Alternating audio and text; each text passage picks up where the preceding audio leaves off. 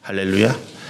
우리 지난 한 주간 추석 설 명절이죠. 설 명절이 있었습니다. 평안하셨고 또 하나님 은혜 가운데 기쁘고 복된 시간이 되었으리라 그렇게 믿습니다. 우리 이제 계속해서 요한계시록에 있는 말씀을 가지고 함께 나누도록 하시겠습니다. 지지난주죠. 지난주에는 이제 가족에 대해서 제가 말씀을 드렸고 지지난주에 이어서 우리 요한계시록 4장 1절부터 11절에 있는 말씀을 함께 나눌 수가 있는데 지지난주에 1절과 2절의 말씀을 나누셨습니다.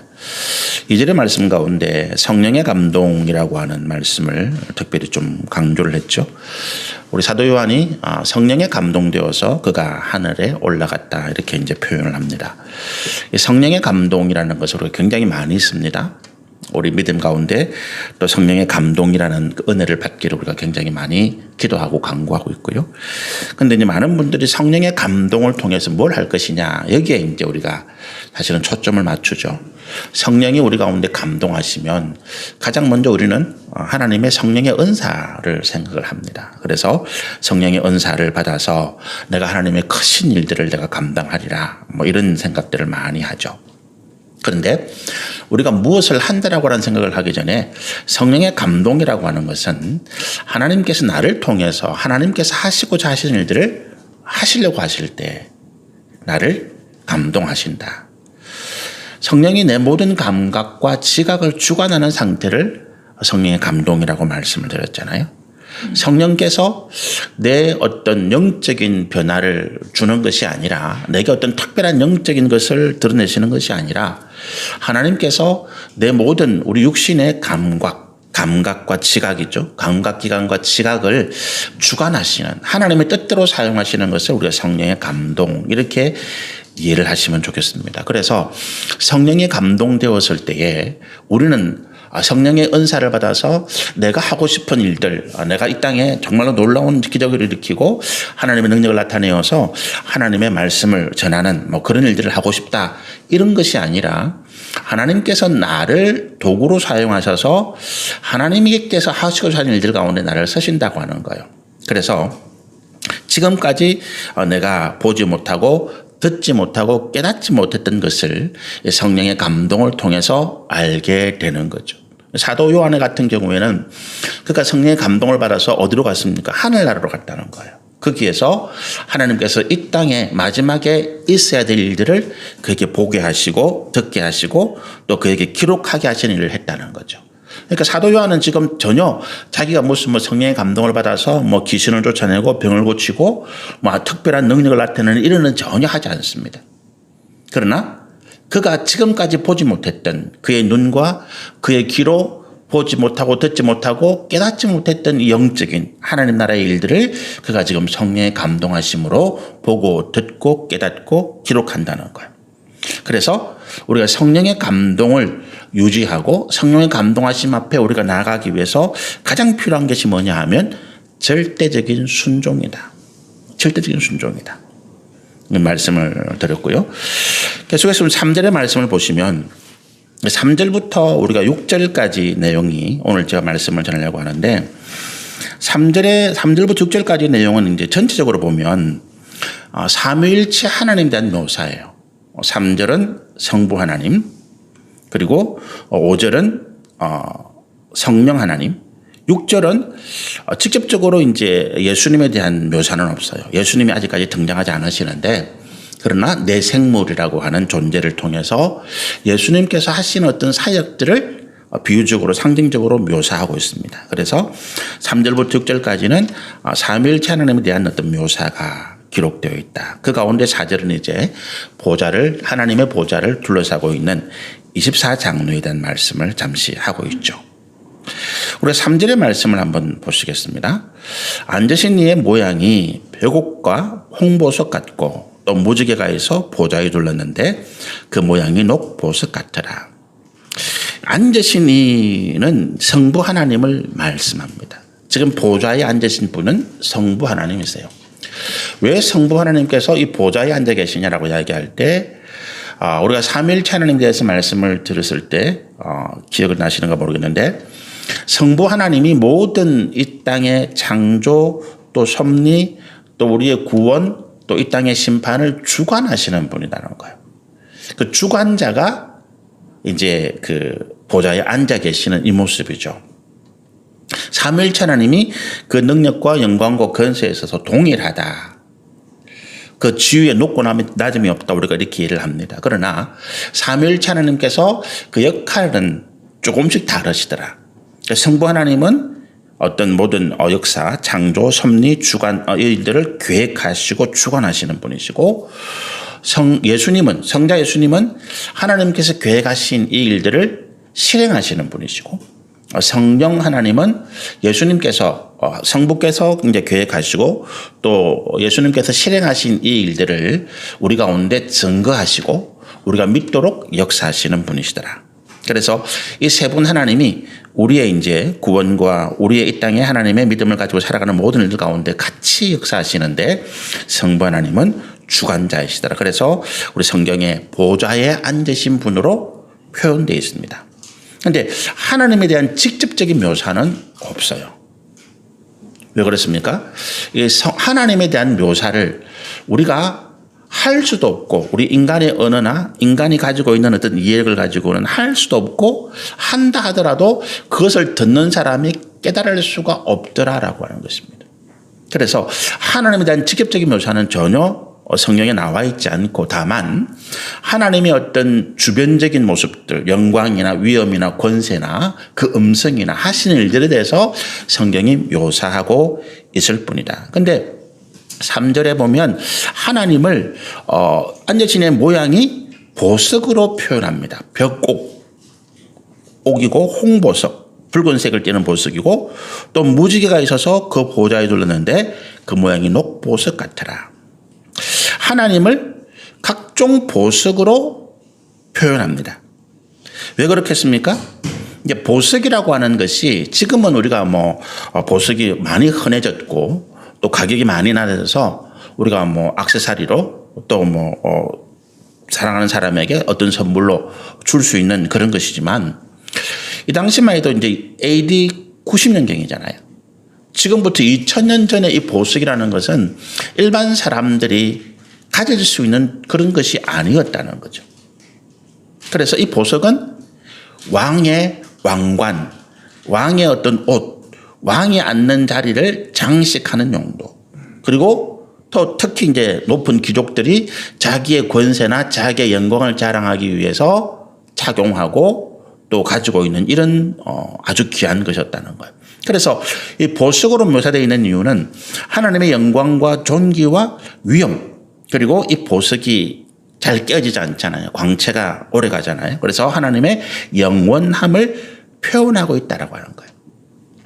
우리가 여기서 이제 계속 이제 제가 이 요한계시록의 말씀을 나누면서 우리 성도님들에게 계속 이제 주지하는 사실이 하나 있습니다. 뭐냐 하면 실제적으로 하나님이 그럼 이 보석처럼 이런 모양을 가지고 있느냐 이런 모습이냐 아니다라는 거예요. 천국이 우리가 지금 성경에서 묘사되는 이런 모습이냐 아니라고 하는 거예요. 새 예루살렘성이 이제 뒤에 요한계시록 21장에 보면 새 예루살렘성이 하늘에서 내려오는데 그 새 예루살렘성이 문이 진주 하나 통째로 되어 있고 길바닥이 금이고 보석으로 만들어졌고 이런 상황이다. 그게 실제적으로 그러느냐? 아니다라는 거예요.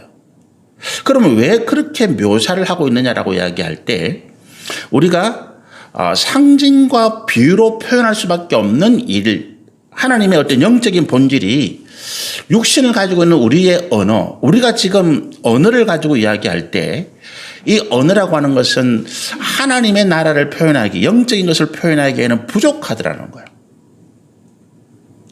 우리가 이 땅에 있는 것들을 언어로 표현한다고 할 때는 우리가 이해할 수 있는, 우리가 육신을 가지고 있는 존재들이 지각을 가지고 이해할 수 있는 것들이죠. 예를 들어서 우리가 소리가 있습니다. 이 소리가 있는데 우리가 듣는 소리는 이 땅에 존재하는 무수한 소리 가운데 극히 일부분. 지구가 24시간 만에 한 바퀴를 돕니다. 이 지구가 돌 때 얼마나 엄청난 소리가 나겠냐는 거예요. 그런데 우리는 그 소리를 전혀 듣지 못합니다. 듣는 순간에 우리는 고막이 찌러지고 그냥 죽어야 되는 거예요. 그래서 하나님께서 우리에게 그런 어떤 크고 높은 소리들은 듣지 못한다. 또 너무 낮은 저주파고도 우리 건강이나 우리 생명의 생존에 위협이 되기 때문에 우리 듣지 못하게 하시는 거예요. 마찬가지로 우리가 이 땅에서 언어로 표현할 수 있는 것은 우리가 이해할 수 있는 부분들. 하나님께서 하늘나라 하나님에 대한 모든 것들을 표현할 때 우리에게 그와 같이 표현해 주신다 하더라도 우리는 알지 못하더라는 거예요. 깨닫지 못하더라는 거예요. 그래서 하나님께서 깨닫지 못하는 우리에게 하나님의 영광과 위엄과 존재와 그런 부분들을 이해할 수 있는 것으로 묘사하고 상징하고 비유하고 있다는 거예요. 그래서 하나님이 가장 말씀드린 것처럼 하나님의 영광과 위엄과 영혼과 존귀 이런 것들을 그 당시에 가장 가치 있는 보석으로 표현하고 있다는 거예요. 새 예루살렘 성도 마찬가지죠. 새 예루살렘 성이 그 당시 있었던 예루살렘 성은 다 무너지고 황폐해졌잖아요.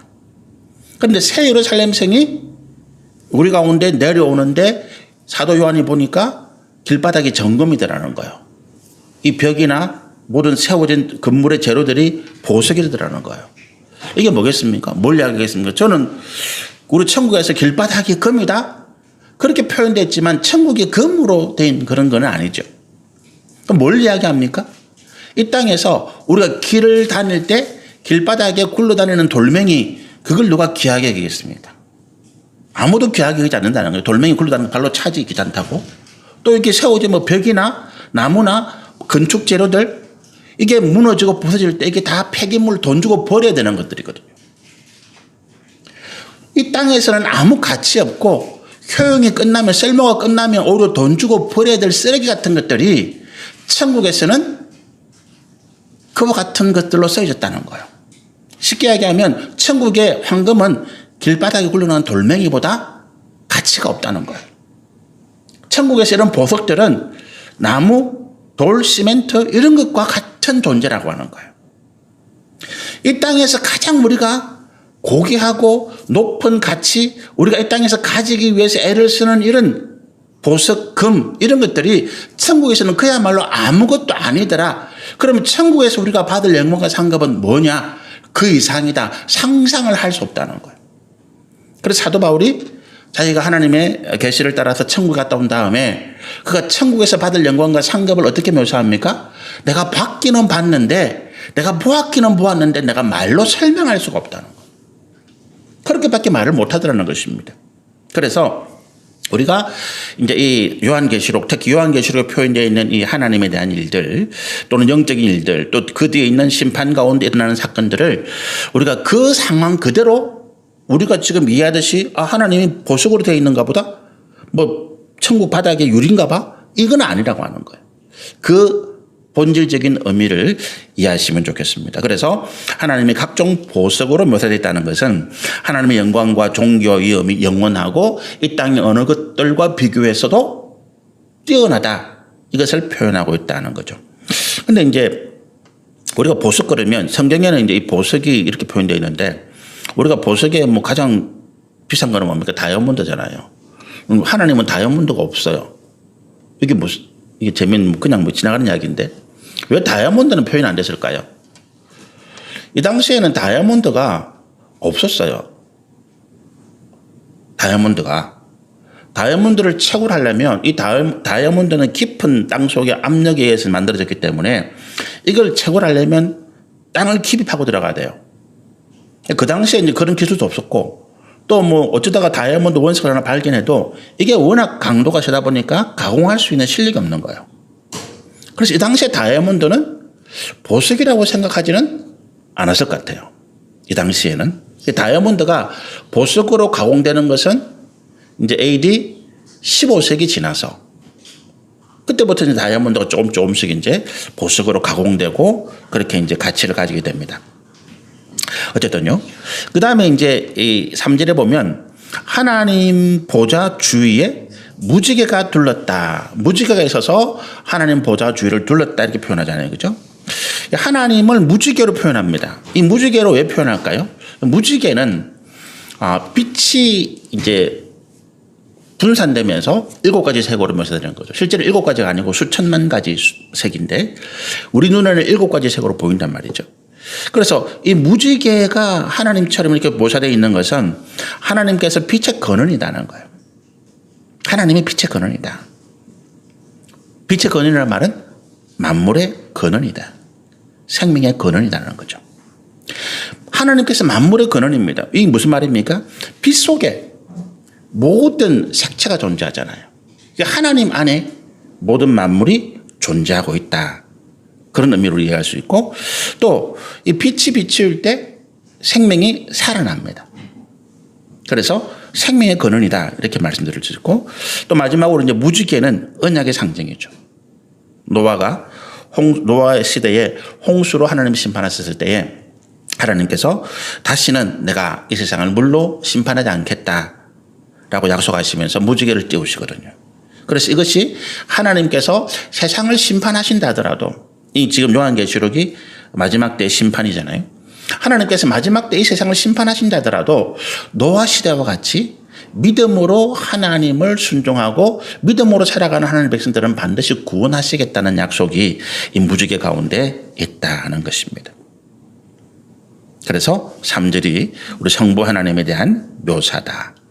4절은 이제 보좌를 둘러싸고 있는 24장로에 대한 묘사입니다. 4절을 말씀 보시면, 또 보좌에 둘려 24보좌들이 있고 그 보좌들 위에 24장로들이 흰옷을 입고 머리에 금관을 쓰고 앉았더라. 이제 하나님이 이제 주관자니까 보좌에 앉으셨는데 24장로들이 또 하나님 주변에 보좌에 둘러 앉아 있더라라고 하는 거죠. 이게 어떤 의미일까요? 이제 우리가 중요한 사건 재판에 보면 우리 대법원도 마찬가지죠. 대법원의 판사들이, 대법관들이 9명입니다. 정원이 9명인데 이게 이제 대법원 전원 재판을 할 때가 있어요. 아주 중요한 사건들. 대법원 전원 재판을 하면 9명이 쫙 재판석에 배석을 합니다. 또 뭐 중요한 어떤 형사 사건을 보면 3사람이 이제 형사 재판을 하게 되는데 가운데 주심이 앉고 양쪽 옆으로 이제 부심들이, 판사들이 이렇게 같이 배석을 해요. 하나님이 이제 베드로전서 2장 9절 같은 데 말씀 보면 하나님이 우리를 어떻게 표현합니까? 왕 같은 제사장이다. 우리에게 왕 같은 권세를 주시는 거죠. 또 요한계시록에 보면 하나님께서 천년왕국 때에 우리에게 세상의 모든 만물을, 모든 자들을 심판하고 다스리는 권세를 주신다는 거죠. 하나님의 백성들이 궁극적으로 어떤 위치에 올라가는가 하면 왕 같은 존재가 되고, 또 하나님께 주신 그와 같은 이제 그 권세를 위임받아서 이 땅의 모든 악을 심판하고 재판하는 그런 자리에 앉게 될 것입니다. 그게 이제 이 24장로들이 앉아있는 모습이에요. 그리고 그들이 영광을 나타나기 위해서 그 머리에 금관을 쓰고 있는 모습입니다. 그런데 우리가 이 24장로 왕 같은 권세와 영광을 누리는 존재로 묘사가 되어 있는데 왜 24명이냐? 이 숫자가 이제 상징적이죠. 신약과 구약의 성도들을 대표하고 있다. 신약의 12지파를 대표하는 숫자, 그리고 이제 예수님 12제자를 이제 상징하는 숫자입니다. 그럼 실제적으로 예수님 12제자들만 여기 앉느냐? 또 이스라엘 12지파 가운데 그럼 누가 앉아야 되느냐? 이런 문제가 생기잖아요. 그 자리 다툼하실 필요가 없다는 거죠. 왜냐하면 상징이다. 상징. 14만 4천 명의 상징이듯이 이 24명도 상징인 거예요. 그래서 우리가 이 하나님 주변에 내가 앉아야 되겠다. 다투던 사람들이 누굽니까? 예수님의 제자 가운데 야고보, 요한, 그리고 다른 제자들이 싸운 거죠. 예수님이 예루살렘 성에 이제 들어가실 때에 자리 다툼이 일어납니다. 야고보와 요한이 이런 이야기 하죠. 야, 공로로 봐서 우리가 예수님을 제일 잘 모시고 우리가 공로가 제일 뛰어나니까 예수님이 이제 예루살렘에 입성하셔서 왕이 되면 예수님의 좌편, 우편 가장 권세가 높은 자리는 우리 자리야. 이렇게 이야기를 하니까 제자들이 난리가 납니다. 왜 누가 맡아난 거냐? 뭐 누구만 한다는데? 우리는 공이 없나? 그렇게 다툴 때에 예수님 뭐라 하십니까? 내 자리는 하나님께서 예배하신 것이고 누구든지 그 자리에 앉을 수 있다는 거예요. 예수님의 12제자뿐만 아니고 누구든지 그 자리에 앉을 수 있다. 근데 누가 앉을 수 있습니까? 형제를 섬기는 자가. 낮은 자가 그 자리에 앉을 수 있다라고 얘기하는 거죠. 그래서 예수님께서 하나님께서 이 영광의 보좌, 하나님 보좌 주변에 이 자리를 만드신 이 숫자는 영적으로 보면 24명이 아니고 뭐 수천만 명이든 수억 명이든 상관없습니다. 우리의 자리가 거기 있을 때인데 문제는 우리가 이 자리에 앉을 수 있는 자격이 되느냐 안 되느냐. 우리가 이 자리에 앉을 자격이 되느냐 안 되느냐는 것입니다.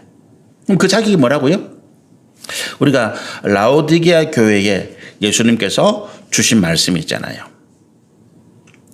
계시록 3장 21절의 말씀이죠. 누구든지 죽기까지 믿음으로 충성할 때 예수님께서 내 옆자리에 그 사람을 앉게 하시겠다 약속하시는 거죠.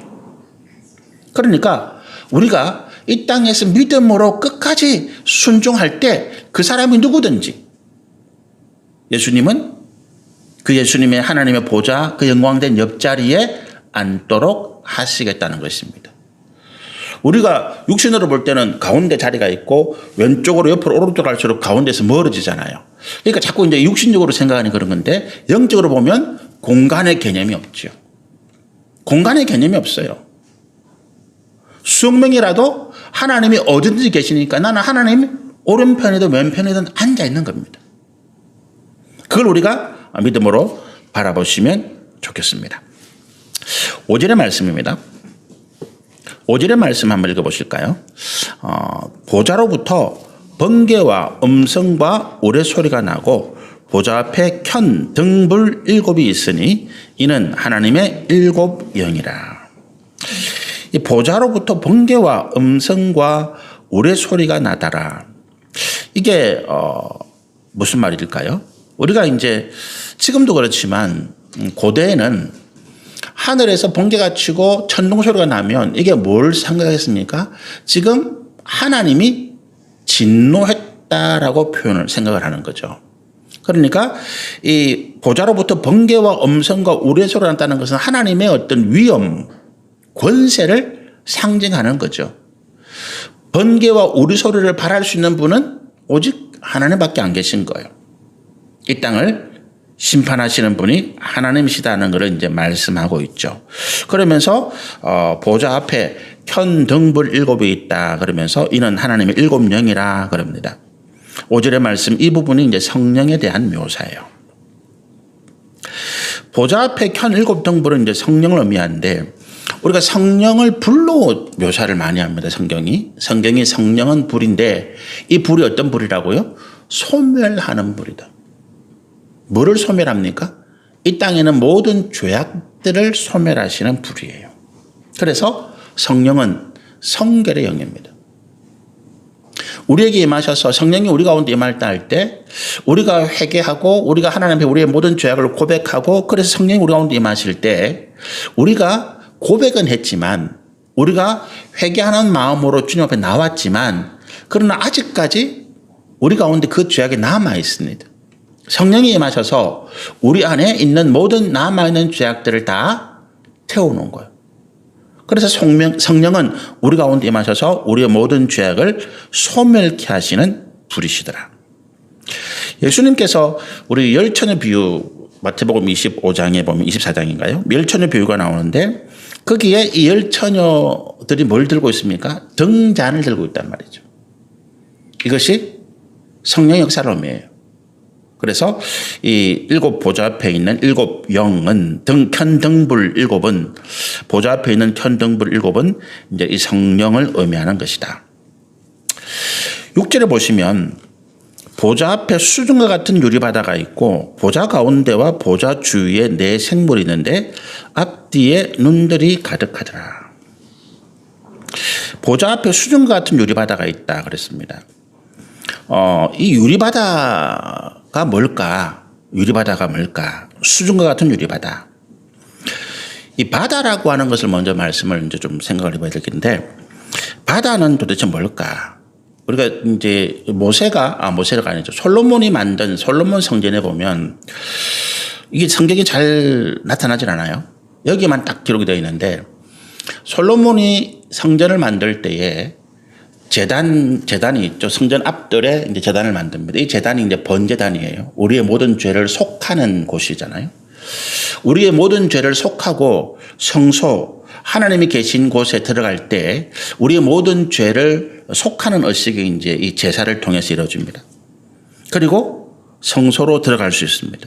그런데 성소를 들어갈 때 뭐가 하나 있는가 하면 두 개가 있죠. 하나는 물두멍이라는 게 있어요. 물을 담아 놓습니다. 이 물을 뭐 때문에 담아 놓는가 하면 이제 제사장이 여기서 손도 씻기도 하고 뭐 이렇게 합니다. 제사를 집전하면서 손이 들어오셨을 테니까 손을 씻기도 하고 하는데 그 앞에 뭐가 하나 더 있는가 하면 바다라는 게 있어요. 바다. 역대상에 보면 이제 그렇게 역대하에 보면 이제 그렇게 기록되어 있는데 이 바다라는 것이 이제 큰 대야 같은 거예요. 노수로 큰 대야를 만들어 가지고 그 사면에 이제 소가 딱 받치고 있습니다. 이게 큰 바다를 상징하는 거예요. 죄를 사한 하나님의 백성들이 제사장이 하나님의 성소, 하나님이 계신 임재하신 그곳에 들어가는데 바다를 지나가야 되는 거예요. 그걸 상징하는 것이 이제 바다입니다. 바다가 뭐길래? 바다는 우리의 죄악으로 인해서 우리가 죽음을 의미하는 거죠.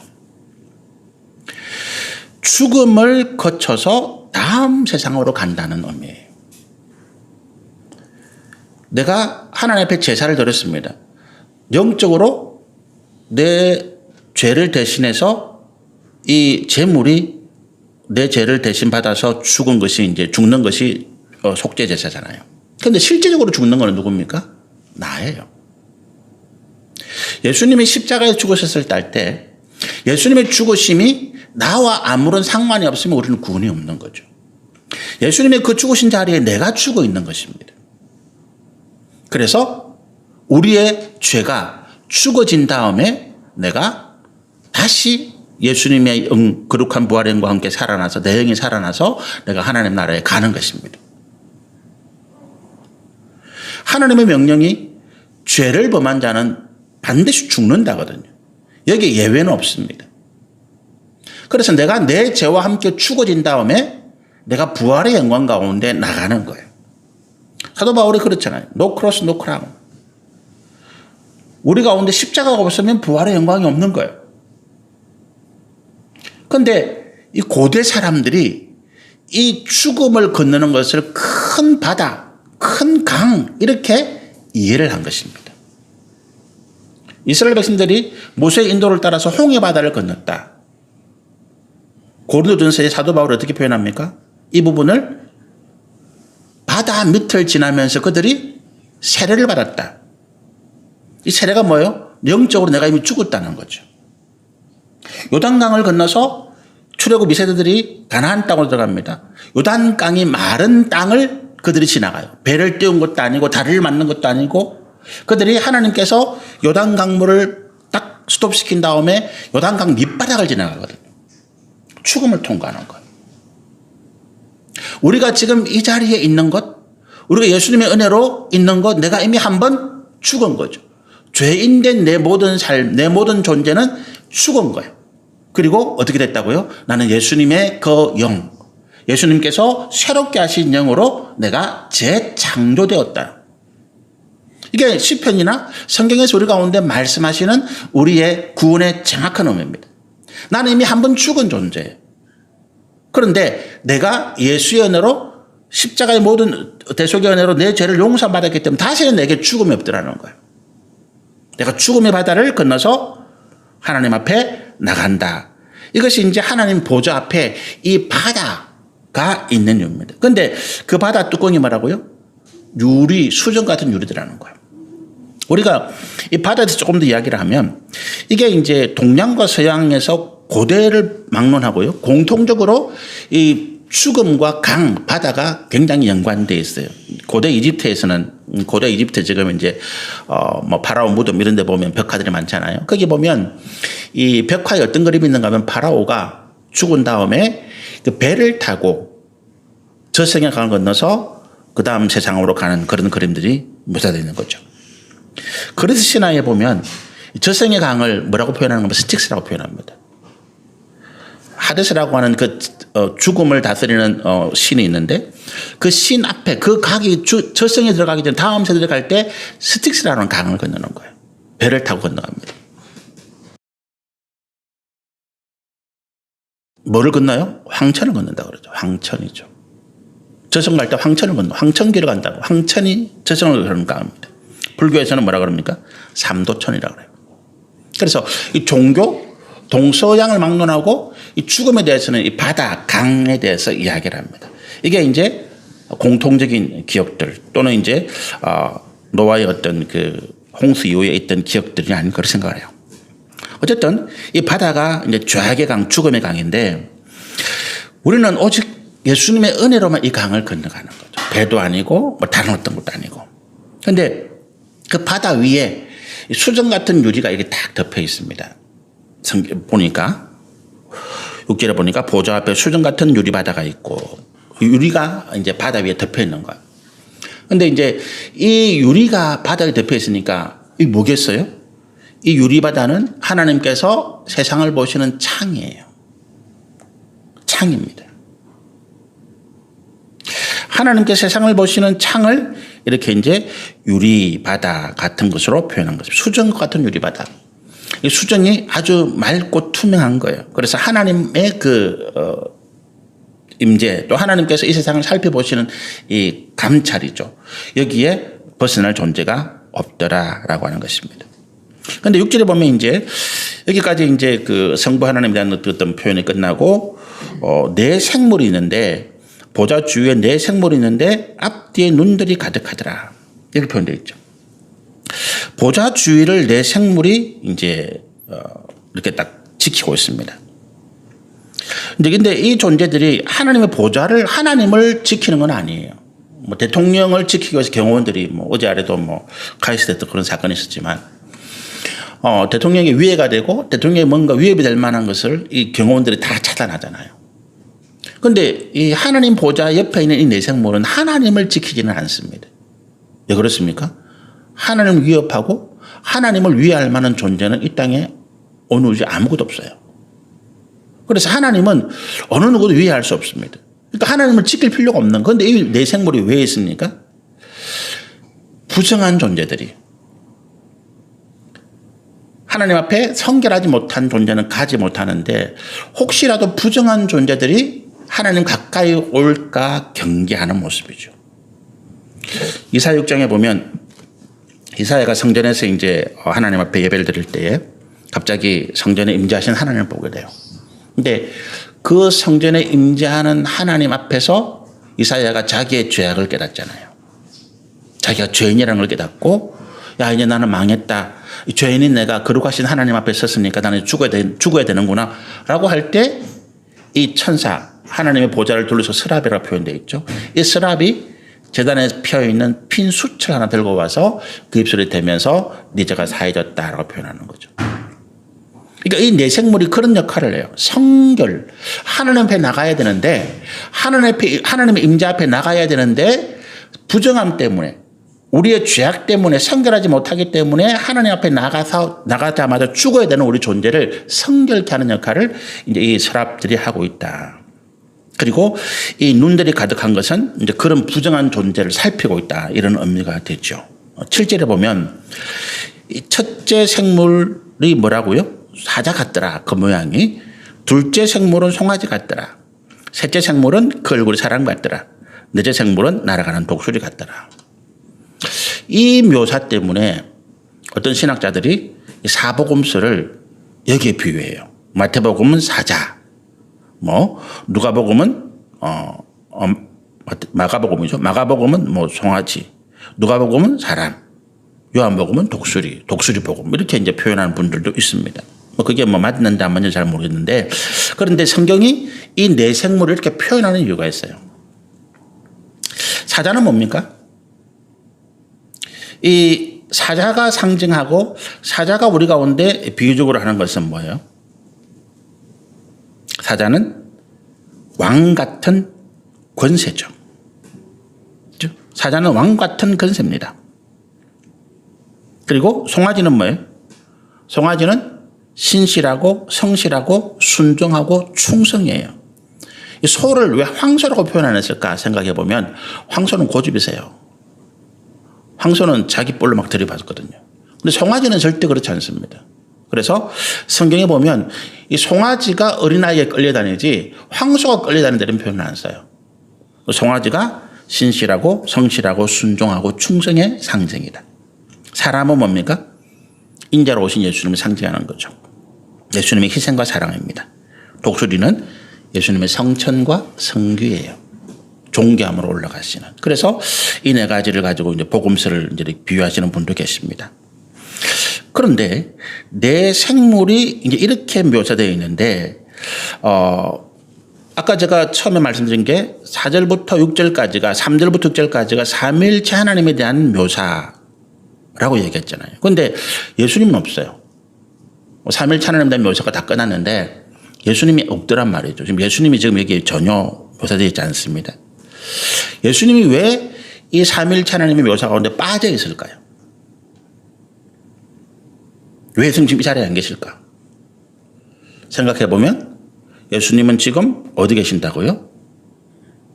이 땅에서 우리의 죄를 속하시고 구원하시는 구원자의 사역을 계속 하고 계시더라.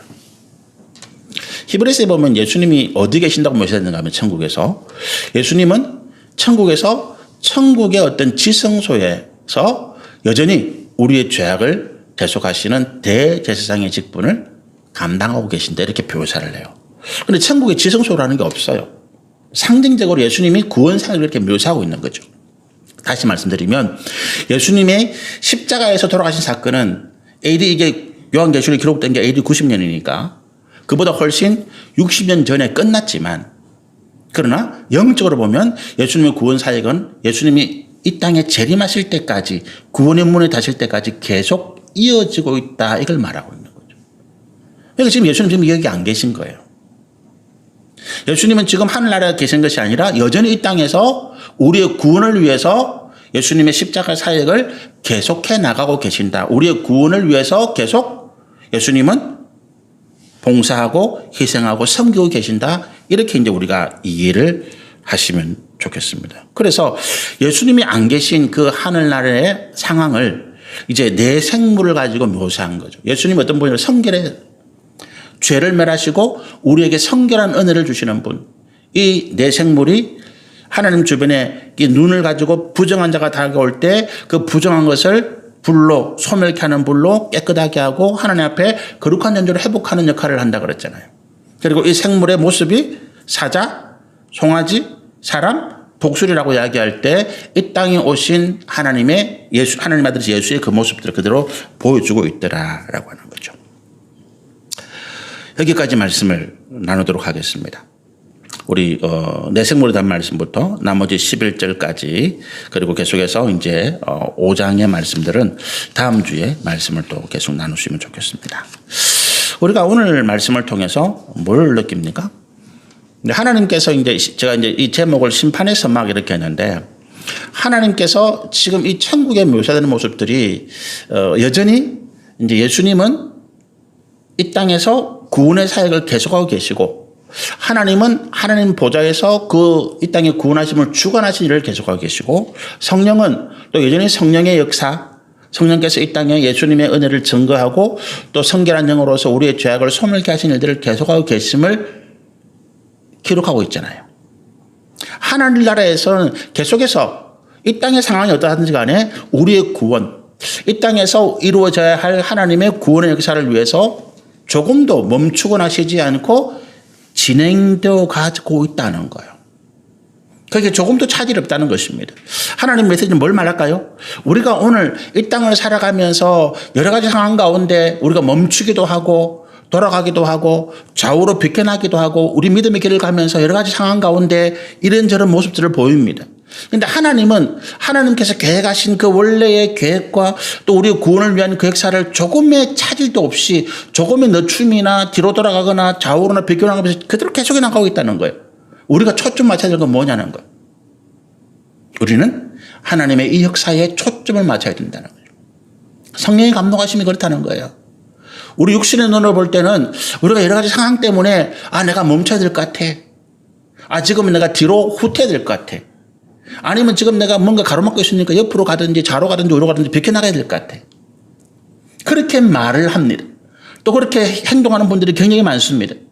그러나 성령의 감동하심을 따라서 우리가 하나님 나라의 상황을 보니까 우리가 멈출 필요도 없고 멈춰서도 안 되고 뒤로 물러나도 안 되고 좌로나 우로 치우쳐도 안 되고 하나님께서 원래 계획하신 그 길, 우리 가운데 말씀하신 그 믿음의 길 그대로 가야 된다는 거예요. 그것이 하나님께서 우리 가운데 원하시는 믿음의 모습이더라. 그럴 때에 이 24장로를 잠시 보여준 것처럼 우리 이 땅에서 어떤 상황에 있어든지 믿음으로 순종하고 충성해 나갈 때 하나님께서 우리를 그 영광된 하나님 나라 보좌에 하나님 우편에 앉히시는 그 사람을 나로 우리로 세우시더라. 우리 함께 기도하시면 좋겠습니다.